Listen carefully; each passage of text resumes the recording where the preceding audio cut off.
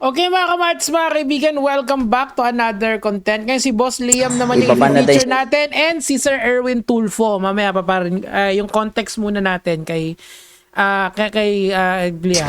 Scatter na yan. Paano? Nararamdaman na yung epekto. Kung kailan Correct. marami nang nalulung, dami na naghirap, nagkanta utang-utang, saka pa ibaba. Hindi na lang noon, sinabay sa sa Pogo. Yun. Ngayon kasi, explain ko lang sa inyo kasi may dalawang types kasi ng online sugal. Bukod dun sa legal-illegal, yung pinaka-under dun sa legal na sugal, may Pogo at saka may Pigo, okay? Ito, offshore. Ito, inshore, okay? Basically, ito, ang kinikater nito, yung mga nasa labas ng Pilipinas, ito naman, yung mga nasa loob ng Pilipinas. May distinction sila kasi magkaiba yung lisensya nila. Yung sa Pogo, ang lisensya nila is mag-cater sa ibang bansa. Ito naman is mag-cater dito sa Pilipinas, okay? So, kaya hindi siya pinagsabay. Isa lang muna yung tinanggal tapos tingnan natin kung ano yung magiging reaction ng mga tao. Nagulat nga ako dun sa SONA ni Pangulong Marcos. Akala ko isasama yon, pero hindi. Ngayon, there is a strong call para tigilan yung online sugal. Kasi nga, sobrang laganap na siya. Actually, mga lods, meron pa akong nakita na social media influencer. Sobrang ganda nung speech niya. Sabi niyang ganun, para sa inyo, dahil mahal ko kayo mga fans ko, ititigil ko tong pagsusugal ko na to. Yung pagpo-promote ko ng, teka lang, lagyan natin ng sound effect. Na mahal ko kayong lahat. Titigil ko na yung pagsusugal ko. Hindi na ako magpo-promote ng ganito ganyan na sugal. Tapos ending, after 2 weeks, bumalik ulit. Ano lang kumbaga hinimas lang kayo. Ito mga utu-utu itong mga fans ko na to. Himasin kayo dito sa ulo. Alam nyo ang tawag sa kanyo, mga malalaki kayong tanga, diba? Kasi naniniwala pa kayo dun sa mga ganong klaseng influencer eh. Siyempre siyempre uunahin nila yung sarili nila bago sa inyo. Tapos ako yung masama, no? Kasi 3 taon na ako. Hindi lang 3 taon kasi 2021 yung last promotion ko ng online sugal eh. Nang inong isa, yung so more than 4 years na halos, 'di ba? O almost 4 years na. Well, ganun talaga ang buhay, kailangan ng pera. Pero si Boss Liam, actually dati nag-promote yan pero tumigil na. Yan ang talagang matino. Tsaka si Myong din, 'di ba? Yung kaibigan niya. Palakpakan ng 2 beses yan, game. Ngayon, baba nyo na kasi yung na yan, yung online sugal na yan kasi konti na lang tumataya. Wala nang pantaya Ay, meron nga akong kilala kahit barya pwede mong itaya. Actually si Senator Win Gatchalian, yan yung gusto niyang mangyari. Nataasan yung betting limit kasi merong mga betting site na piso lang pwede ka nang bumet or mag-scatter or tumalpak. Ganon ngayon ang bentahe. Kaya nga ako nalulungkot ako ng totoo doon sa mga influencer na sobrang dami na nilang pera sa pagko-content pero parang kulang pa yon. Kailangan pa nilang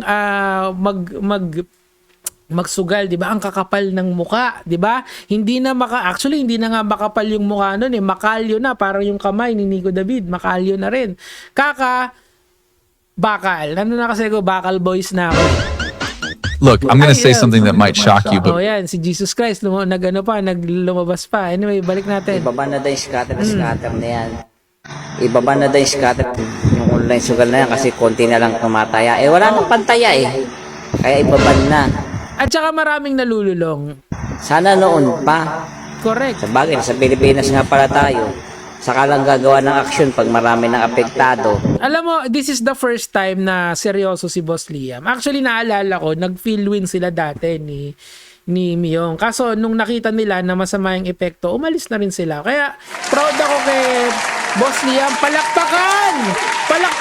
Yang si Boss Liam na yan. Hindi ako masaya dun sa mga sobrang lalawak na ng imperyo nila dito sa social media. Kasi pumapasok pa rin sila sa mga illegal na sugal. Hindi nga, meron pang laban kung legal yung sugal na pinopromote paano kung illegal pa, di ba? Ang kapal ng kalyo sa muka. Okay, so, ngayon, dumako naman tayo kay Sir Erwin Tulfo. Kasi si Sir Erwin Tulfo, like si Liam, seryoso din siya. Kasi eto lang ang natutunan ko sa mga Tulfo. Against sila sa mga sa sugal. Lahat sila. Iba-iba sila ng paniniwala. Halimbawa, si Sir Erwin, mas ano siya, mas admin. Si Lolo Ben naman, mas ano siya, Duterte. Si Ramon naman, admin din. Tapos si Rafi naman, of course, independent siya. 'Di ba? So, pero eto, dito sila nagkakasundo pagdating sa sugal. Pakinggan natin. What's the use? Nakakalungkot nga eh. Yehi palakpakan na sana, di ba? Yan. Nawala ang pogo. Pinalitan naman ng pigo. Yun yung sinasabi ko. What's the use? Kung titignan mo nga, mas Actually, hindi napalitan ng Pigo. Meron pa ring Pigo simula pa lang. Mas lumakas na nga lang ngayon kasi nga tinanggal nila yung mga competitors nila na Chinese. Kasi 'di ba ang Pogo usually kasi Chinese ang may hawak niyan, 'di ba? Ngayon yung kaso nga lang yung Pigo ang may hawak niyan is hindi na Chinese. From what I heard, these are all Filipino owned. Tuloy. mas okay sana eh. Mas okay pa yung Pogo because Pogo, ang biktima lang ng mga Chinese, hindi Yun, Pilipino. Offshore. Correct. Dito ngayon, Pilipino tayo. Yun. Kasi hindi naman natin ma-access yung Pogo. Sila lang doon sa China. Correct. Nakakapaglaro ng casino, ng what have you, slot machine doon sa Pogo. Meron pa nga dito, dito yung mga illegalista dito sa Pilipinas, grabe dito. Iba-iba, sports booking, sabong. Hanggang alam nyo yung sabong, matagal nang bawal yan ever since nagbigay ng executive order, which yun yung gusto ni Sir Erwin Tulfo, na magbigay ng online, ng across the board dapat sa lahat ng online sugal. Kasi nga, it affects people's lives. Pwede naman kayo magsugal pahirapan nyo lang yung sarili nyo para hindi kayo malulong masyado, di ba? Kaya ako nakakaano ako dun sa mga malalaking influencer na yun, 'di ba? Malaki na masyado yung kalyo nila sa muka kasi hindi na kasi matigas yung muka kasi yung matigas ang muka lumalambot pa.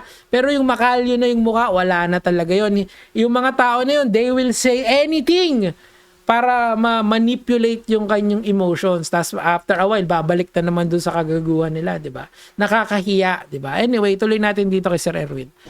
Philippine Offshore Gaming Operations. Yeah, exactly. Definitely. Dapat meron tayong executive order, siguro. Pero we have to recommend to the president. Pero before that, I will have to talk to the committee. Where do we go from here? Dapat we're on the same page, di ba? Yun, kailangan na talagang sawatain mga lods. Yun talaga ang tamang gawin dito.